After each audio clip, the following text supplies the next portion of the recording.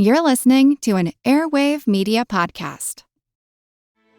Grand Canyon University's RN to BSN online degree program makes earning your bachelor's in nursing possible. Balance online coursework with local in-person clinicals to position yourself for potential leadership opportunities in the time you have from wherever you are, leaving room for what matters. Achieve your goals with your personalized plan and team behind you. Find your purpose at Grand Canyon University. Visit gcu.edu.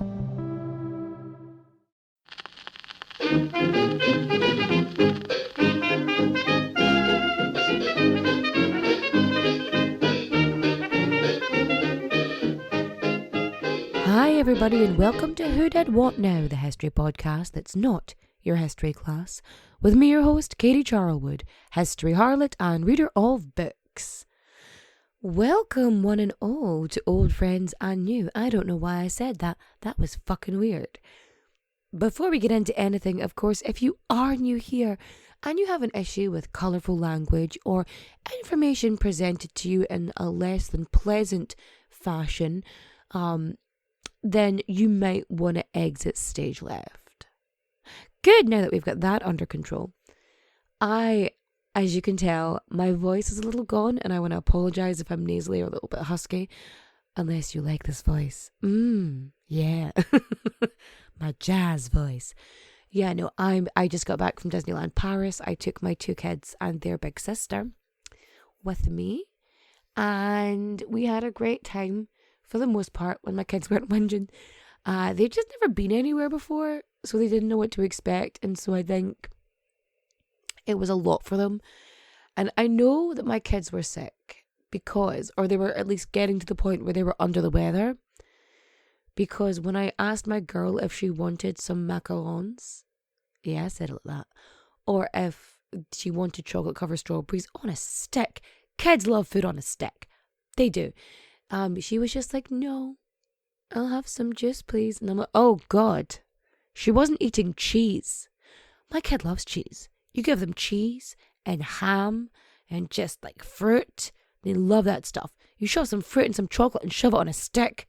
Fucking A. But no, they were not going for it. It was strange. I mean, they did eat more cake than I've ever seen them eat in their lives, but yeah, it was weird for them. Now, I have one gripe with Disney though.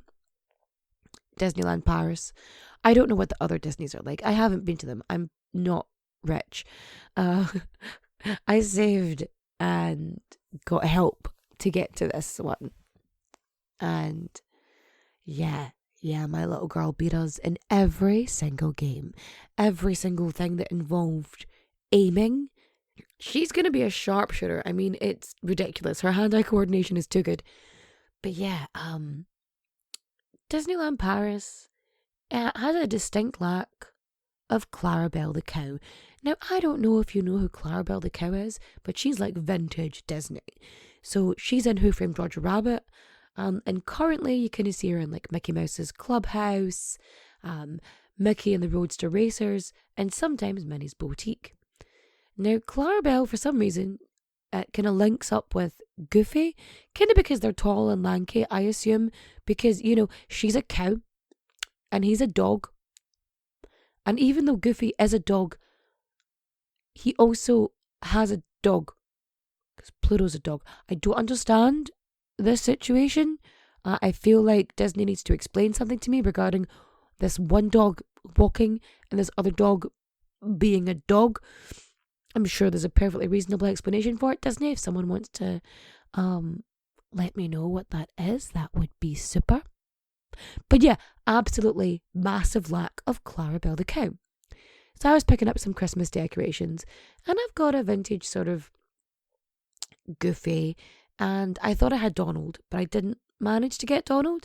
I do have Scrooge and Huey, Dewey and Louie, because the lamp, the one with the lamp was like one of my favourite like VHS videos to watch growing up. I loved that so much. I would watch it and then rewind it and watch it again because that's the kind of intense, hyperfixating person I am. Yeah, no signs of neurodivergence there. Anyhow, we were there, and there's no Clarabelle the cow, and I am just severely disappointed. Like, my little girl, she has this denim jacket with like an embroidered Minnie Mouse in the back, and she's like, "Will you get one, Mummy?" And I was like, "I'll get one with Clarabelle the cow on it." Like, that's my dream, to get like a denim jacket with a Clarabelle the cow embroidered on it. Or I've seen people do these painted leather jackets, so I could get one for like my wee girl. I could get one for me. I get one for my son. If he wants a leather jacket, I'll get him a leather jacket. I don't care. But, you know, he'd probably get Kylo Ren painted on it because he just loves villains. He loves villains. I don't know what it is. He has the thing for them. And he connects with them on a spiritual level. But I would love like one of those leather jackets with like a painted Clarabelle the cow on it. It'd be amazing. I'd love it so much. But yeah, a distinct lack of Clarabelle the cow in Disneyland Paris. Like, justice for Clarabelle, please. Excuse me, Disney. But I know what you're thinking. You're thinking, quit your jibber jabber and fact me. In fact you I will. But first, we're going to get our source on. Our sources are Murder and Mayhem in the Holy City by Pat Hendricks, Charleston's Past by Georgia Phillips, Sitting Up with the Dead, A Storied Journey Through the American South by Pamela Petro, 6 Miles to Charleston, The True Story of John and Lavinia Fisher, and of course our favourites, History.com and Biography.com. Are you sitting comfortably? Good, then let's begin. Now you all know I have been promising you the story of an alleged female serial killer, and seeing as it is December and the season of giving and whatnot, this seems like the perfect time to bring that up. And not because I had nothing else prepared. I have a Christmas special planned, but I am behind on collaborations and other such things. Oh, if you are listening to this on the day of release, you can hear me on the Shite Talk History podcast, and I'm also on News Talk on a podcast discussing the history of gossip, and I think I'm on last week's as well for News Talk discussing the history of Playboy. So I'm getting around, lads. That's absolutely flying. So yeah, go check those out. I'll put the links in the description down below for you. But anyway, back to the alleged female serial killer. And so our story goes to South Carolina, because they made 2 of them. I don't know sometimes how state lines get drawn. They're weird. They cut through places they shouldn't. There's no like proper geological reason socially or physically for them the majority of the time. It's just because it was easier because some fella had a ruler, right?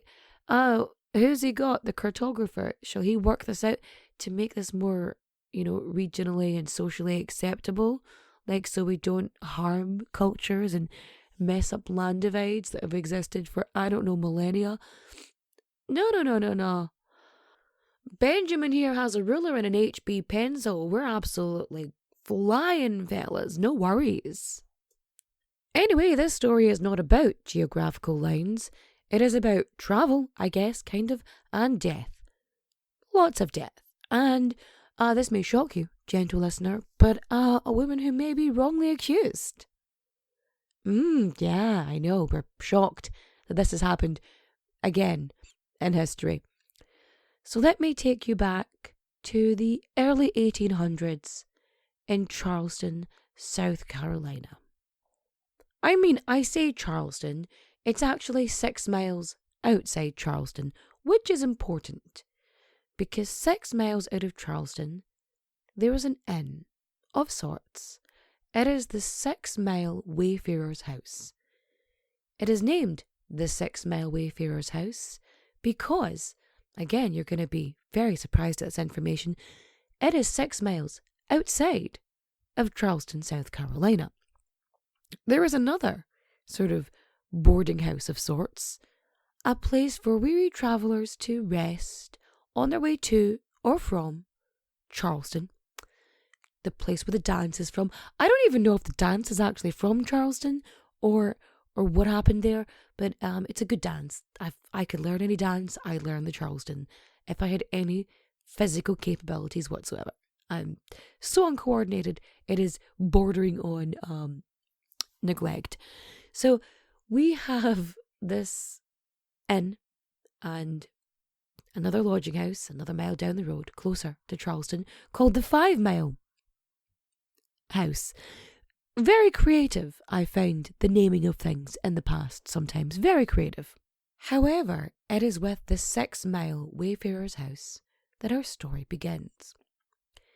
Now, this particular area of lodging was quite popular.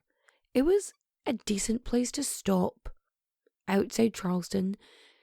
Now, 6 miles isn't actually that long. I mean, if you're traveling and you're walking or you're going by horse, then yeah, it can be a bit of a trudge, in fairness, especially if you are a person who sells goods.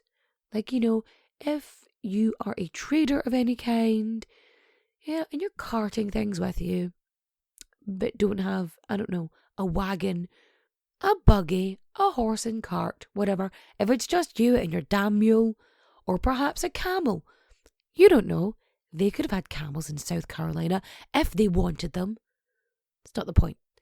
So people would be travelling and they'd stop at this particular wayfarer's house because it's decent and it has many charming qualities that men who travelled found attractive.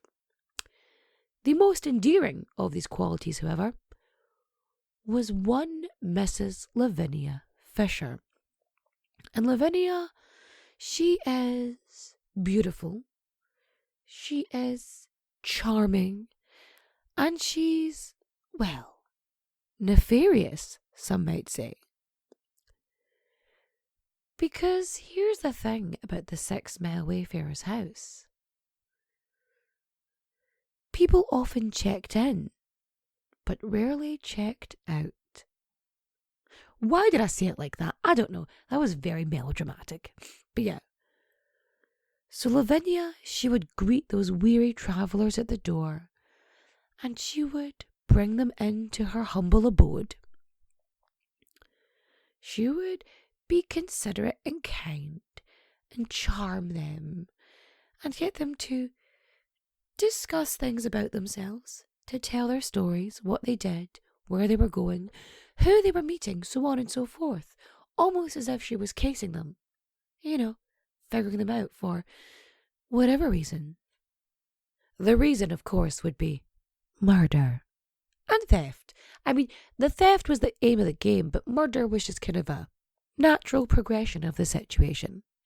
So after Lavinia lured these men in and forced them to divulge their secrets via her feminine wiles, she would then provide them with a delicious cup of tea containing a special ingredient.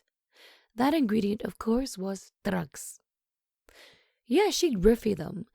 She would give them a special hot beverage in which was poison or some kind of sleeping herb, something to knock them out, just to get them incapacitated to the point that they could do what they wanted. And by they, I mean Lavinia and her husband, John. Now, in fairness, the poisoning was reserved for people who had anything worthwhile to take. Like, they wouldn't just knock them out willy-nilly. Like, that's just a waste of good drugs. So yes, once they knew that this fella had enough valuables on him that it was going to be worth pinching them, they'd drug him, he would get tired, and he would retire to his bed in a very special guest room, with a bed upon which no one was ever expected to have a full night's sleep, because this bed had a special lever. The bed was customized so that it would sort of become a trapdoor, and the person would lie upon it, fall through, and then land on spikes. Spikes. A basement of spikes. The bed was jimmy-rigged to just and drop a sleeping person, or, I don't know, a poisoned person. It feels like this hasn't been well thought out. Like, it feels like a lot of hassle. Like, if you've already poisoned them, couldn't you just strangle them? A garrote, perhaps? It does feel like a lot of drama. Like, is this to show off to somebody? Look at this interesting sort of murder toy. Like, people would have trapdoors as a way of protection and, like, to drop enemies to. But this, I don't want to say it's overkill. I mean, it is, obviously, but it just seems like a bit much. And I'm all for an extra gal. I am very much extra. I consistently tell people that I am, in fact, too much. And you just need to accept that. But yeah, this just seems a little far-fetched. I mean, are you really into hinges that much? Do you really need to show off your carpentry skills to this point? Look what I did, honey. I made a bed that turns into a trapdoor. Like, really? Really? Anyway. So yeah, they would fall onto the spikes, and then anyone who's managed to survive both being poisoned and stabbed, like fucking Rasputin, John would come in and just finish him off, like, because apparently, there isn't such a thing as overkill in this house. But yes, after the person was well and truly deceased, the Fishers would just steal their shit and hoard it like dragons. Sometimes they would sell bits on, fence it off, but yeah, that was their whole deal. They were a husband and wife doing what they loved, creating intricate death traps and stealing shit. Living the dream. I'm kidding, that's horrible. But yeah, they're doing this stuff, and here's the thing about murdering people consistently over a period of time, is that when people go missing, others start to notice. So people start to investigate, and they're suspicious about how and where these people are going, and why so many of them, the last time they were seen, was in the vicinity of the 6-mile Wayfarer's house. So people already have their hackles up. They're getting, a wee bit weirded out by the situation, a wee bit suspicious. And then John Peoples. John is on his way to Charleston. He's travelling in from Georgia. It's a long journey. I'm fairly certain geography, not my strong point. So he's travelling in, and he's tired and wants to rest. And he comes across this 6-mile Wayfarer's house. And he is welcomed in by the beautiful Lavinia. And so he goes in, and Lavinia tells him that the room isn't quite ready yet. But, come in, put your feet up, make yourself at home, have this delicious cup of tea. Don't ask why it smells like almonds. And he goes, this doesn't seem weird at all. And they're asking him questions. Well, Lavinia's asking him questions, and he's like, not into this. He's like, that's a lot of questions. You're asking me specifically, how much money did I bring with me? Why do you want to know how much money I brought with me? Like, so many questions. Like, I don't know if you've ever sat on a plane next to a 7-year-old. Like that. I imagine it's like that. Just so many questions consistently, one after another, in a row. So she's asking him, where are you coming from? Where are you going? How much have you got with you? Did you bring any valuables with you? And again, bit odd. And so he's looking at his tea, and he's not feeling like he wants to consume this particularly, which is, a good idea, obviously. And he's starting to get uncomfortable. So when Lavinia isn't looking, he just pours out his tea and pretends he's drinking it like, what a delicious, heated, slightly caffeinated beverage you have made for me, Lavinia, lovely proprietor of this establishment. And he hears people moving about. He's kind of wigged out. He's thinking this is odd. And he's like, are there other guests in this guest house? And Lavinia and John are like, no one else is here. Don't be ridiculous. That's foolish. And he's convinced there's someone else there. He's like, there's too much noise happening for us to be alone. And like, why would you not want to say other people are guesting in your guest house? It's just bad business. And so Lavinia informs him that his room is in fact ready. And, conveniently. And so he goes into the room, but he's really fucking suspicious over this whole scenario, because unlike most people who traveled there, he's not an idiot. And so he decides he doesn't want to sleep in the bed. He wants to be prepared in case anybody comes into the room. Because he's like, they said there's no one here, but there's definitely fucking people here. And so he sleeps in a chair by the door. So instead of being in the bed. So while he's having a little sit down, a little nap, he hears a creak. And in the middle of the night, he sees the bed fall through the floor, like right in front of him. And he sees it crash onto the spikes below, and he's like, fuck this for a game of soldiers. And he leaps out the window and fucking legs it. He is going full Forrest Gump, running through, forest and roads and stuff.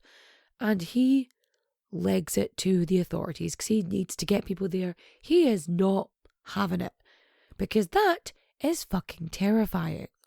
So the authorities, they all sort of round up just as many people as they can, as many lawmen, and they head towards the house, 6 Mile House. And they go in there and they're met with an ungodly stench. Like they can smell just decomposition, which somehow nobody could smell before this very moment. And when they go into the basement room, they find hundreds and hundreds of remains, just decomposing bodies, skeletal remains, the whole shebang. And so they arrest Lavinia and John. And John and Lavinia are taken to jail in Charleston. A priest is brought to them, perhaps a reverend, some kind of holy man. I'm assuming a priest because they mention confession. And he begs them to confess their sins and to go to the Lord with a light heart, right? And John is like, I'm sorry, we killed these people, we shouldn't have done it, it's, whatever. And Lavinia is like, nope. I will confess nothing. I will apologize for nothing. I will do nothing. And John is taken out on his day of execution. He's brought along. The noose is put around his neck.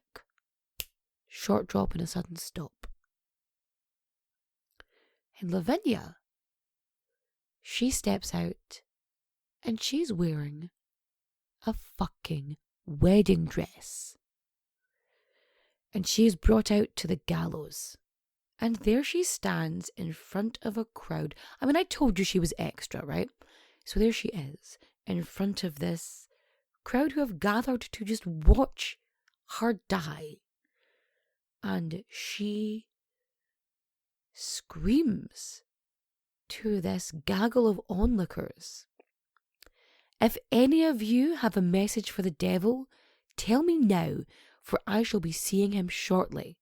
And then, without missing a beat, she leaps off of the gallows and hangs herself before the hangman gets a chance.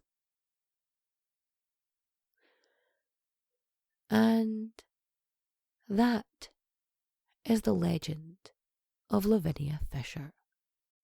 Every day, we rise, challenging ourselves to work for what we believe in. At U.S. Border Patrol, protecting our borders is more than a job. It's a calling. Agents answer the call, working together to keep our country and communities safe. If you're ready for a new mission, join U.S. Border Patrol and go beyond. Learn more at cbp.gov/careers. But wouldn't you like to know the real story? Of course there's a real story. You really think we're like 20 minutes in? I think we're 20 minutes in. Let me double check. We are 25 minutes in. You really think this is where the story ends? Abso-fucking-lutely not. No. So, it's true that Lavinia Fisher had an inn, the Wayfarer's house, the 6 Mile Wayfarer's house, with her husband John Fisher.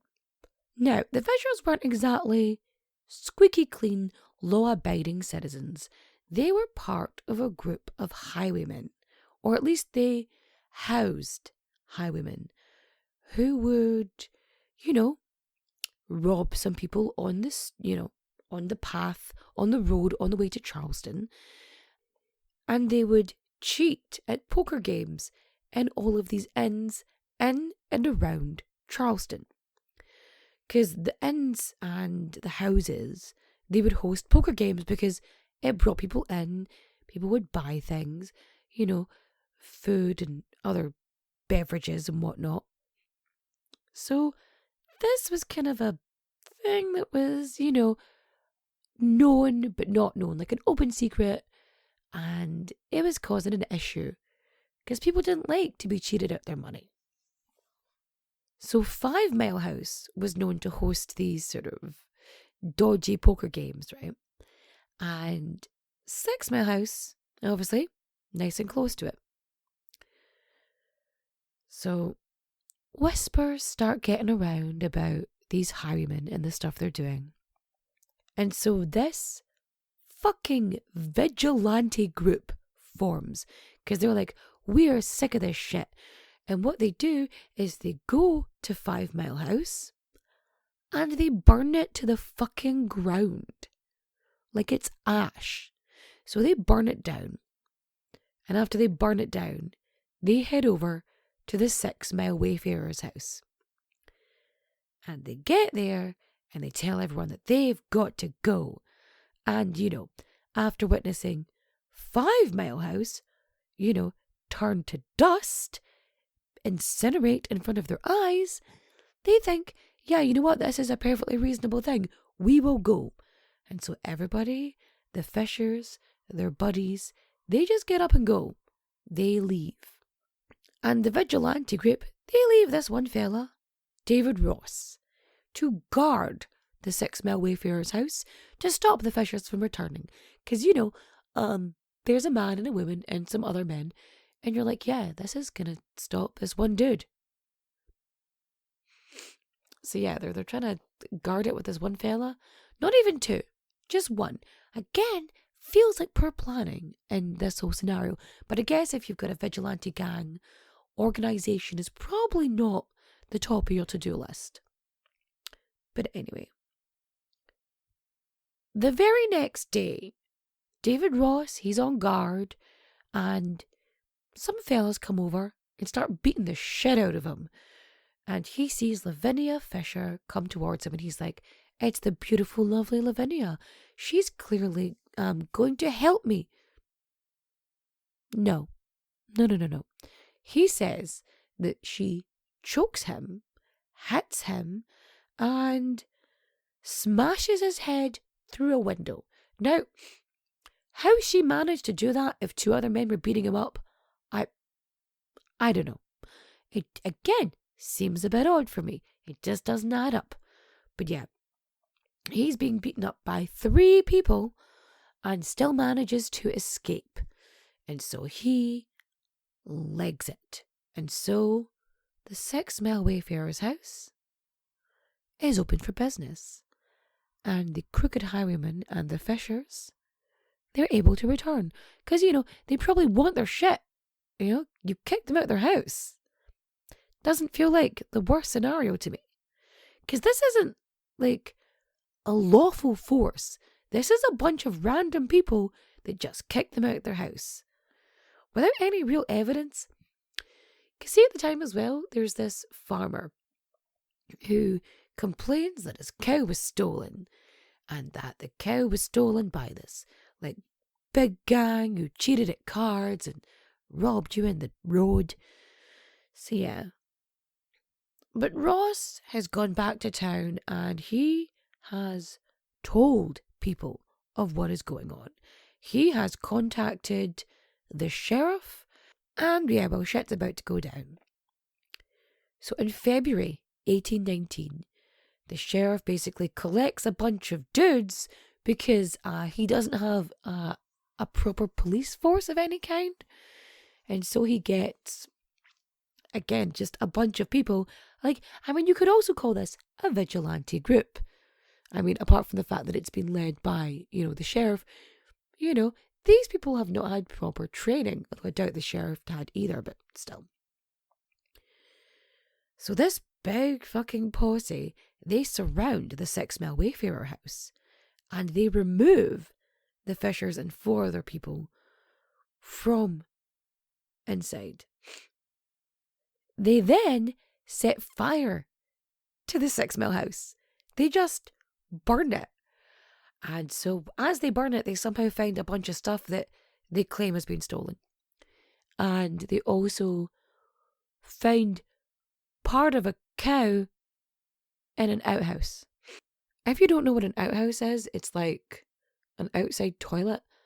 I know some places have outhouses which are just like a little washroom outside, but I think at this point in time it would have been, your loo, your toilet. But yeah, so they find the hide of the cow in the toilet. I feel like it's good that they were like waste not, want not, and, dressed the animal before whatever they did with it. But why would you leave a cowhide in the toilet? It feels, again, not like a logical option. Because if you've got the hide, at that point, it's probably been tanned in some way. It's probably been treated. So to not put it somewhere safe, like inside the house or in the secret basement they allegedly had. They would have had a basement because everybody had a basement. It was just logical. It was a good place to store things, But they just left a bit of the cow in the outhouse. It just, I can't be the only one that thinks this is weird, right? So yeah, they find a bit of this cow, and the farmer's like, see? They stole my cow. And so John and Lavinia Fisher are taken to jail. So the police, suspicious as fuck, start digging up around the property, and they found a couple of bits and pieces, a couple of things, taken from supposed guests. And they also found a couple of skeletons on the property. Now, it's the fact that they say skeletons, because in order for remains to become skeletal, that's a lot of decomposition. It depends on how skeletal they mean. Is there any flesh on them? I feel like I'm asking too many questions regarding this. But yeah, it's like, how did this get to this point? Sorry, I just remembered part of the legend where they're like, oh, we found all of these secret tunnels and mazes underneath the house. It's like, why? Having a tunnel, I can maybe get, especially if you're stealing shit, but why make a maze? That makes no sense. Because a tunnel is for a getaway, for hiding. If you've got a maze, that actually makes it more difficult, because you make things more complicated for yourself, because you have to memorize a fucking maze. But anyway, John and Lavinia Fisher are taken to the old city jail in Charleston. So John, what he does is he basically throws the entire gang under the bus. So he starts naming names. Like, he's got names, he's got places, he's got dates. He starts talking about the gang, their criminal activities, everything they did, in return for protecting Lavinia. He's like, he's trying to like save her and protect her, and she's having none of it. She's like, nope, I'm staying with you. And this is an interesting part, because it is so weird to see a man go, no, I must protect my wife, instead of, trying to save himself, which he could have done. But yeah, the two of them are, they don't want to be apart. And so they plead not guilty to, this very complicated and elaborate murder that they were accused of. Because they were accused of having the trapdoor bed, which obviously they couldn't find once they burnt the house down. Oh, what did you do? Oh, we just destroyed all evidence. Now you've got to take our word for it.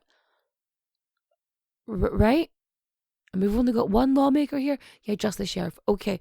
And so everyone else is just a bunch of random dudes. Just a bunch of random dudes. Well, that's fun. Yeah, so here's the thing. Nearly a full year passes between them being arrested and, their proper conviction, right?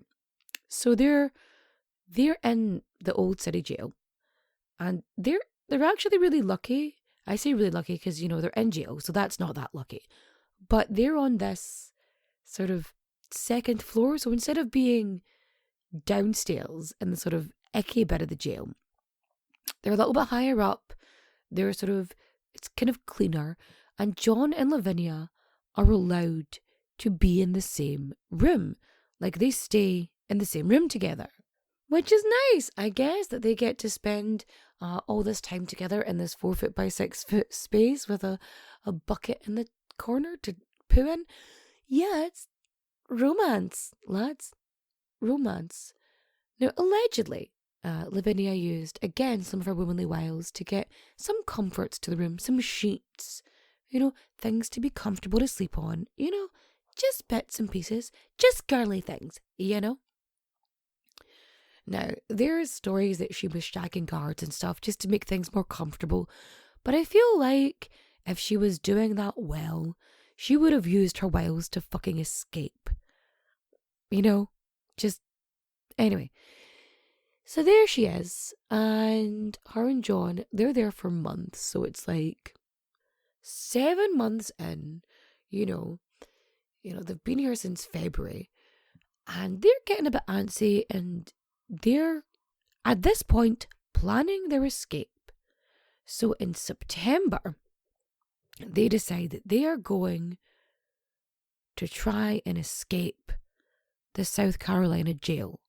They had been sort of chipping away at this window in order to make a space big enough that they could climb out.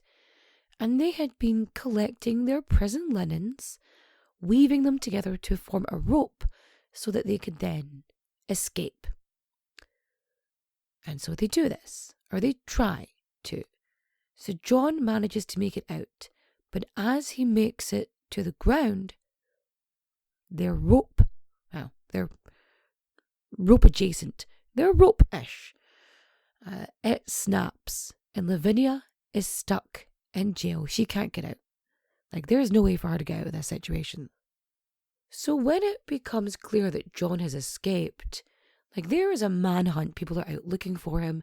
He is public enemy number 1, right? They're all looking for him, but John doesn't get far because he is planning to come back and get Lavinia out, because he's not going without her. He could have crossed state lines. He could have buggered off. He could have gone to Oregon, but he didn't. He wanted to come back for his wife. And so, very quickly, within 2 days, he is recaptured and brought back. And then the two are kept under, much heavier guard. Because they're now a flight risk. So through all this, Lavinia is convinced that they are going to be released. Like, these aren't real charges.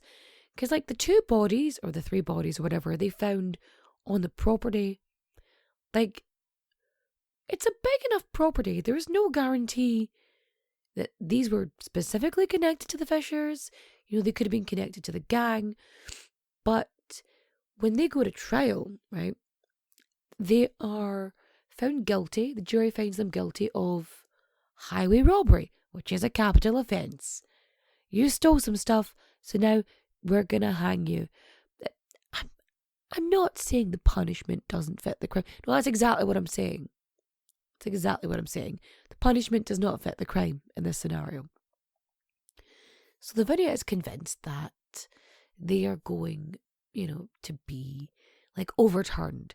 Like, that this isn't going to happen because, women generally don't really get hung. It's not really a thing. And the couple are trying to appeal, this decision.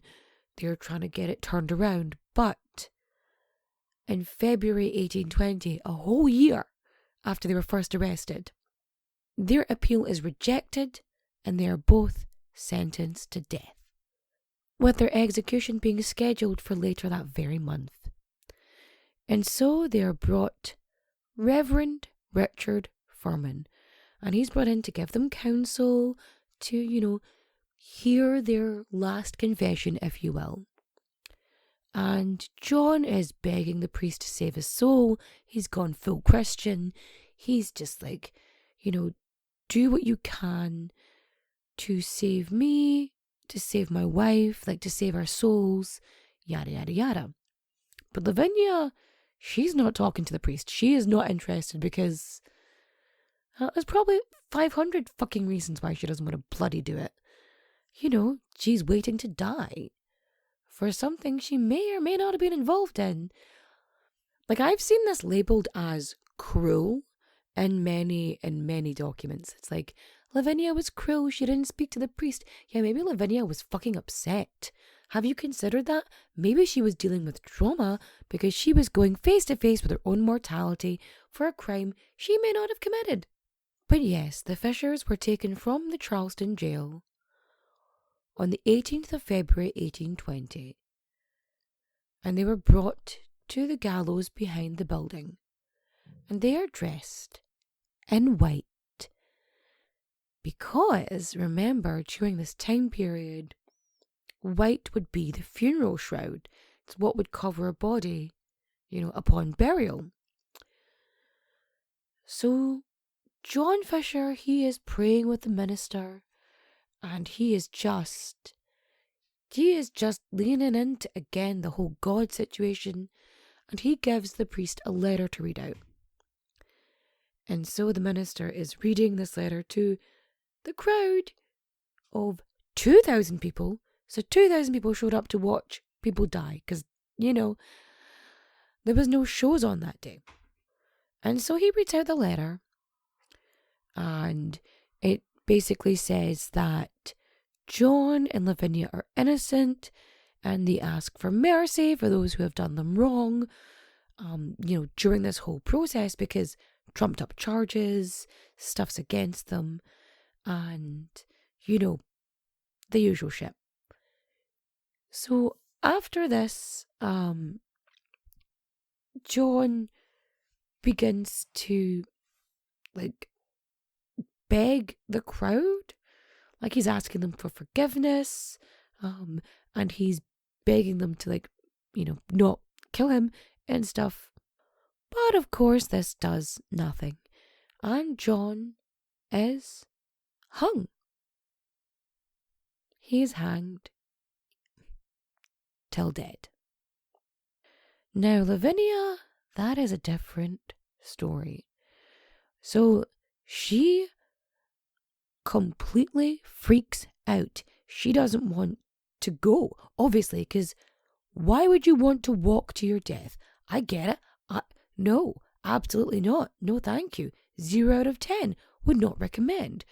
But yeah, she ends up being picked up and bloody carried to the gallows, because she is not going anywhere willingly, and she is fighting.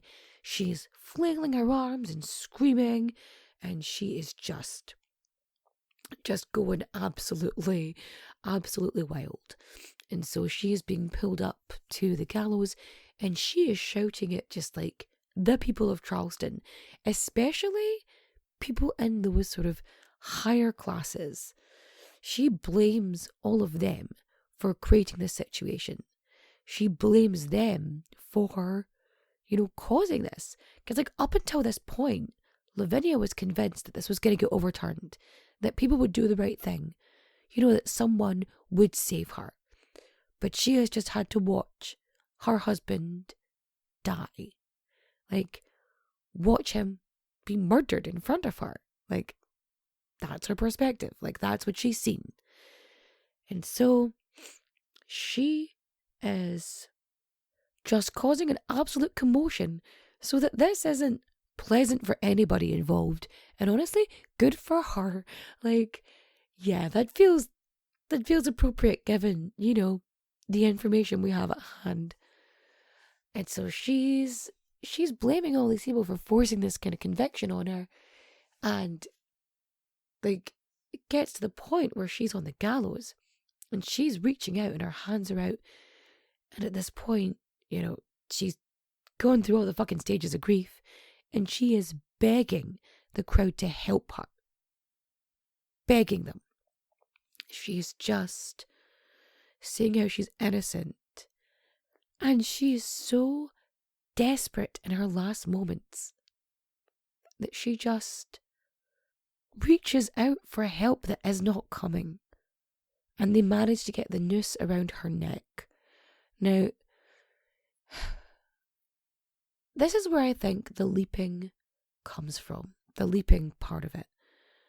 Because the way this information is given to us, there's no way to accurately tell whether she jumped, or whether she slipped, or whether she was pushed. Because this is going to be frustrating for the hangman. This is going to be awkward because she's all wiggly worm in it. And she's just clearly having a breakdown because she has watched her husband die and she's being faced with her own death. And so if she's struggling and they're trying to get the noose on her, she could have easily slipped.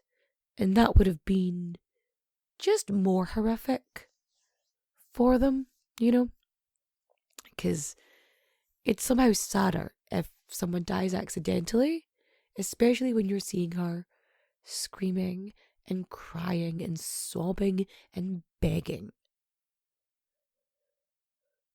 But one way or the other, Lavinia Fisher drops from those gallows at just 27 years old. So throughout this story, it's sort of implied, you kind of get the idea that she's older. But like, she was arrested at 26. Like, she was so young. I mean, I know, like, it was a different time. I don't give a fuck. There was flimsy evidence. It was circumstantial at best. And they just blamed her. Like, it was her fault. It was her womanly wiles. She was involved in this gang. Like, was she? Really? Oh yeah, no, they hung out in her house and they fenced some stuff to her. That's a wee shame that. But they're like, oh, but she clearly built this mechanism and she did this and she poisoned them because she's evil. Like, no. And because the fact that she wasn't, forthcoming to the priest, and because they couldn't handle her reaction to the gallows, this myth spreads. Because nobody wants to, accept accountability for this. They want to just tell a story and make her evil. But, no. Just no. I really wish, just sometimes,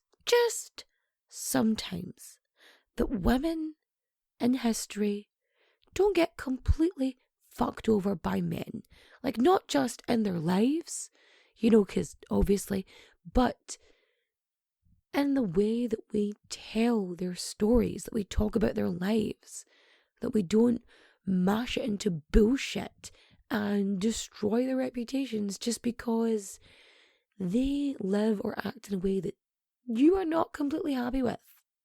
Pale and stale males. You know what I'm fucking talking about. So yeah.